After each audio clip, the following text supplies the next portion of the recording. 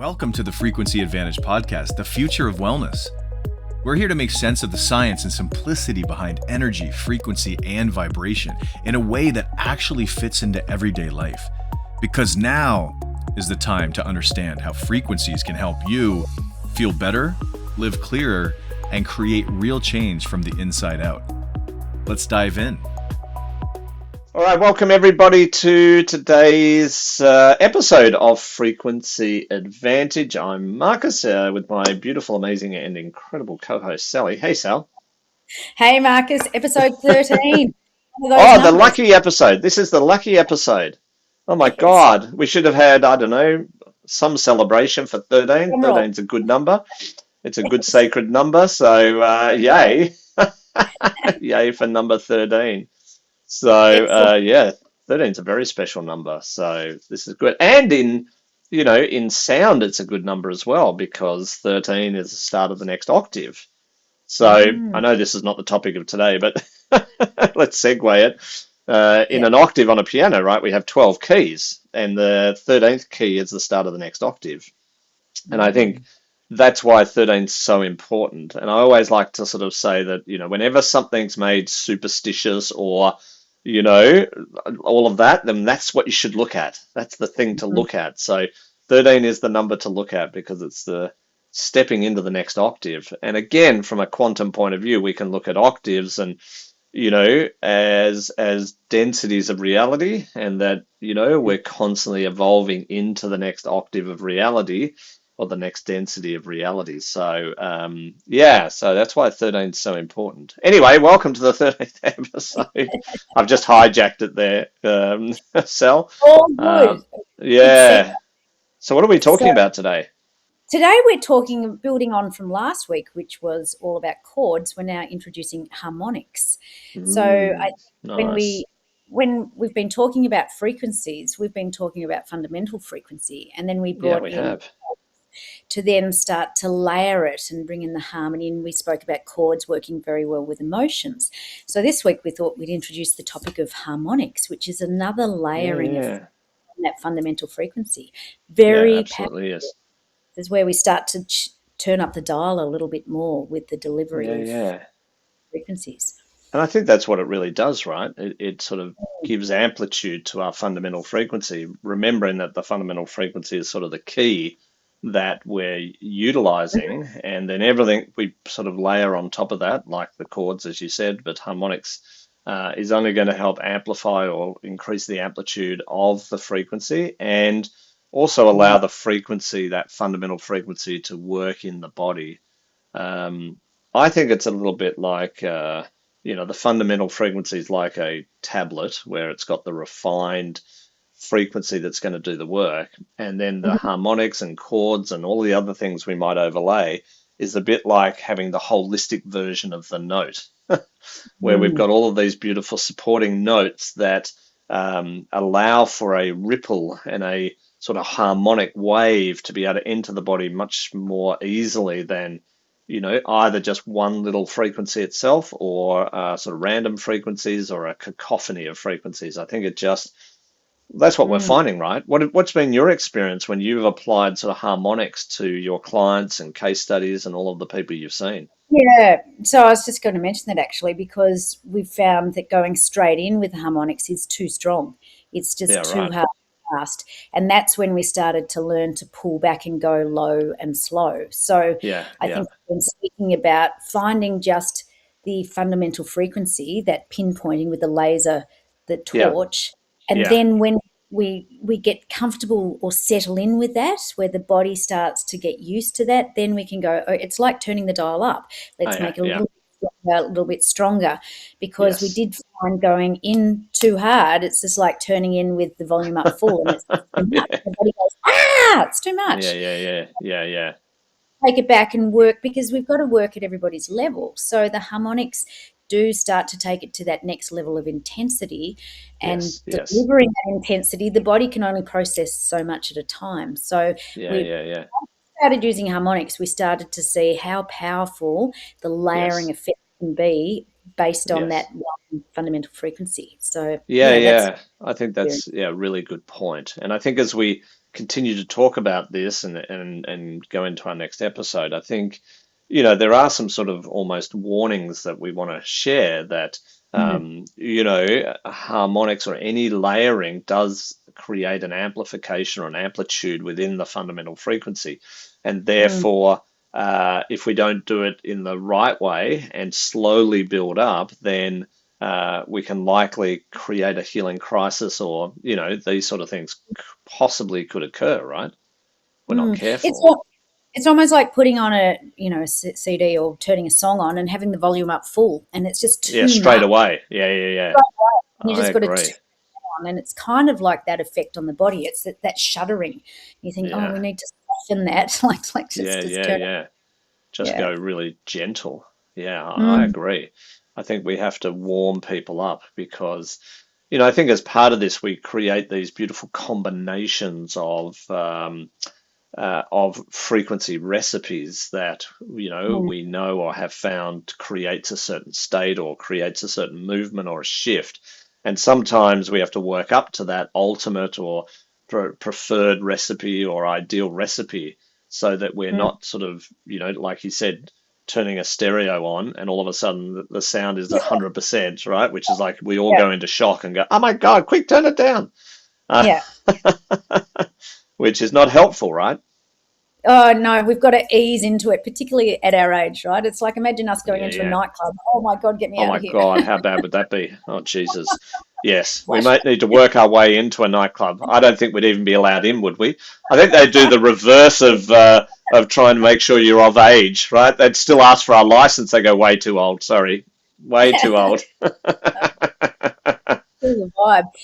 But what I love about all of this is that it's all, you know, related to science, or it's all got a mathematical sort of totally system to it, and that's what makes it so beautiful, that it's got its own rhythm and it's got its own correct. You know, the way it's, and I think when you're looking at you know, when you're looking at things like these layering, you know, what we really end up, you know, looking at is it's really how waves interact with each other, right? So a frequency is just a wave, or can be seen as a wave. It's actually a three-dimensional wave, which then creates a three-dimensional geometry. But if we keep it as simple as a wave, you know, this is what we call a hertz, right? Or hertz is the way they measure frequency, and we're measuring, you know, how many waves are in a particular amount of time to some degree. And when we're overlaying sort of harmonics and octaves and chords and these sort of things, we're actually looking at, you know, how to sort of almost, I'm just trying to, you know, we're sort of fitting, you know, one harmonic, and then we're fitting in these waves that just go in motion with, but may also be double the sort of the amount, right? So if we have, you know, 100 hertz as our main frequency, the first octave is then going to be, or the first harmonic is going to be 2 times that. So what that means, my drawing's really bad, is that within that within that one wave, right? So from, I don't know, from here to here is that one wave, and we might call it 100 hertz. 200 hertz is going to have, you know, 2 waves within that, right? One wave here, one wave here. And so it's almost got this overlaying amplitude to it that that means, like you said, there is more sort of energy that's coming into it. There's more emphasis for you know, how the fundamental frequency is going to you know, be applied. So there is a really great drawing of this. I'm just going to try and find it as you keep talking. Yeah. So I was going to say, and it's not just one layer. With the harmonics, we can go the first layer, second harmonic, third harmonic, fourth harmonic. And this is when we're really starting to turn that dial right up. I mean, we can go 11th, 12th, 13th harmonic, I think. And, you know, and when you're thinking about how many waves you're fitting into that, that's a lot of layering on top of that original fundamental frequency working on whatever issue. So to think how many layers on top, it's a lot that we're delivering, and that's where that volume sound switch has to be really dialed down at the beginning, because you don't want to go straight in with the 11th, 12th, 13th harmonic straight up. It's a lot. No, well, that's exactly right, because you're putting in, twice or 10 times the amount of waves within one wave of the fundamental frequency. I'm going to see if I can share this image. I'm not sure I can. No, I don't think I can. Anyway, I think when we're looking at this cell, another way to sort of draw this is to say, if one wave is like this is 100 hertz, then then obviously the 200 hertz is more sort of like, don't do that, is more like this, right? And we've got two waves, and then the third harmonic's obviously going to have 1, 2, 3 waves in it, right? 1, 2, 3 waves in it, and on and on. So we get this beautiful sort of relationship with waves, and we know that the thing that does the healing is the vibration, right? So the vibration sort of sits in those waves. And so we have a fundamental frequency wave that's going to create an effect. And then we overlay that with harmonic waves, right, that fit into those waves perfectly. So they're not disharmonic, as in they're not going to bump things, but they then just give this beautiful, like you said, amplification to the fundamental frequency. And that's the key. Yeah, and also it's higher and higher and higher frequencies. So it does start to get a little bit louder. And when we're getting up to the higher level of harmonics, it can get a little screechy. So once again... Yeah, people can be sensitive to it, right? Yeah. Really got to... Without a doubt.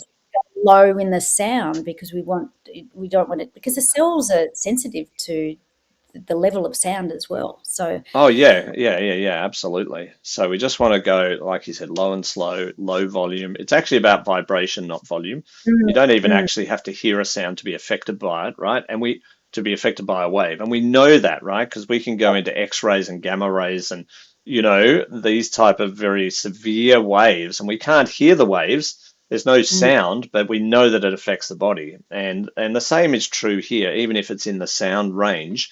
And I think in one of our episodes, let's talk about things that are outside the sound range, right? And we can explain this in a little bit more detail. But we're really looking for the vibration, right? And the body will feel, vibrations at certain wavelengths. And the vibration is the most important thing, not so much the sound itself, right? And again, when we get into more advanced conversations about that, we'll sort of counteract that a little bit, in that, first thing we want to do is feel vibration. But when things get up even higher, we may not even feel the vibration, but we will still get the effect of this. And we know this is true again because of radiation poisoning. Right? You may not even feel it or sense it until it's too late, right? You definitely won't hear anything, and you probably won't feel anything until it actually has a detrimental effect. Again, this is just waves. We're just talking about frequency waves and wavelengths. So, the hertz frequency. And when you get up to the huge, terahertz and petahertz, and that's when it can really, affect the body in a very negative way. Obviously, we don't use any of that.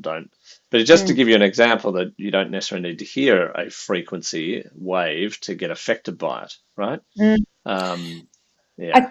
I think that's a great topic in a couple of weeks, because we've got a special one next week. But we do, because the basic hearing is between 20 hertz and 20,000 hertz. Correct. Yeah, that's right.